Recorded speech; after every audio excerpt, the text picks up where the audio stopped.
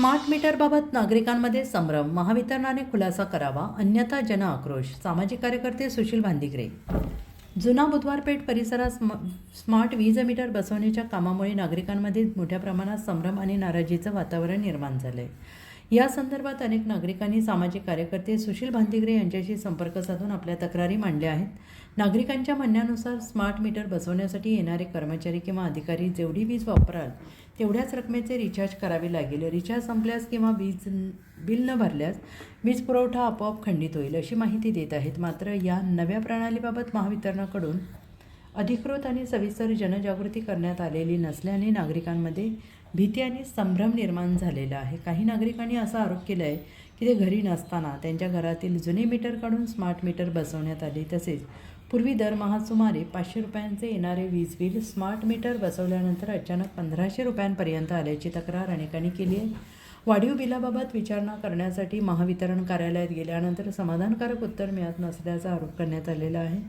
सामाजिक कार्यकर्ते सुशील भांदिगरे यांनी म्हटलं आहे की स्मार्ट मीटरमुळे वीज बिल का वाढत आहे, बिलाची गणना कशा पद्धतीनं केली जात आहे, तसेच प्रीपेड पद्धत लागू होणार का, तसेच ग्राहकांचे अधिकार काय आहेत याबाबत महावितरणाने अधिकृतपणे खुलासा करणे आवश्यक आहे.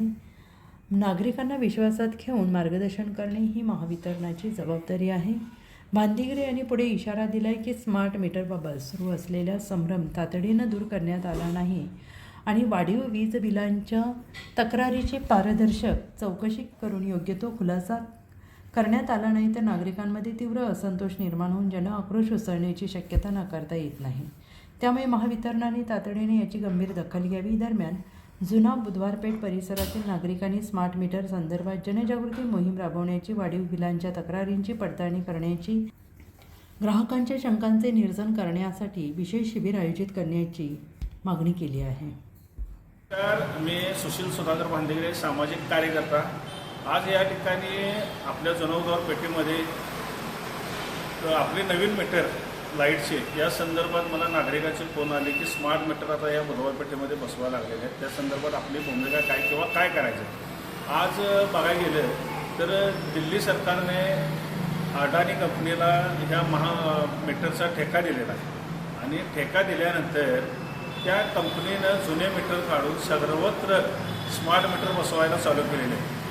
आज याला अनेकांचा विरोध झालेला आहे. अनेक राज्यांमध्ये अनेक मुख्यमंत्र्यांनी पण याला विरोध केलेला आहे. परवाच अधिवेशनामध्ये शिवसेनेचे आमदार नितेशजी राणे यांनी स्वतः कोकणामध्ये स्मार्ट मीटरबाबत तक्रारी आणि त्याबद्दल जर मीटर जबरदस्ती बसवलं तर अधिकाऱ्यांना या ठिकाणी फोडण्यात येईल किंवा त्यांचा विरोध करण्यात येईल असं अधिवेशनामध्ये मांडण्यात आलं.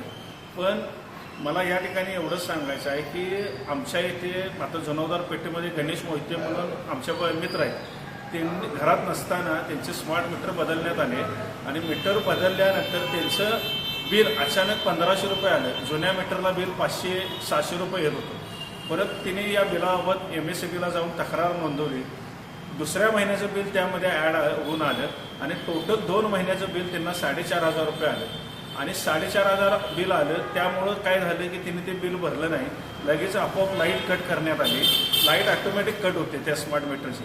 मग आता त्यांचा प्रश्न आहे की स्मार्ट मीटर आम्ही बसवलं आणि हे 4500-5000 रुपये भरायचे होते आणि जुन्या मीटरचं बिल आमचं 500 आणि 600 म्हणजे 2 महिन्याचं बिल जास्तीत जास्त 1200 रुपये. मग असा हा सावळा गोंधळ यामध्ये दिसून येत आहे.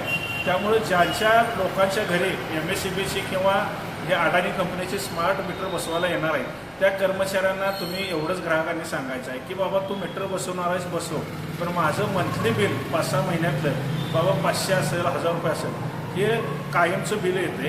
ह्यात जर बिल वाढून आलं तर वरचं पैसे तू घालणार असेल तर मीटरला हात घाल, नाहीतर तू इथनं परत जा. माझं चांगलं मीटर असताना मी स्मार्ट मीटर बसवण्याची मला गरज नाही. ही माझी नागरिकांना MSEBीच्या अधिकाऱ्यांना पण विनंती आहे. लोकांचा विश्वास संपादन करा.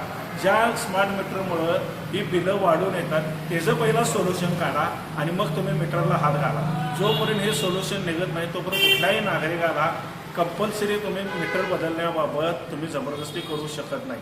ही माझी MSEBीच्या अधिकाऱ्यांना एक कळकळीची विनंती आहे. धन्यवाद.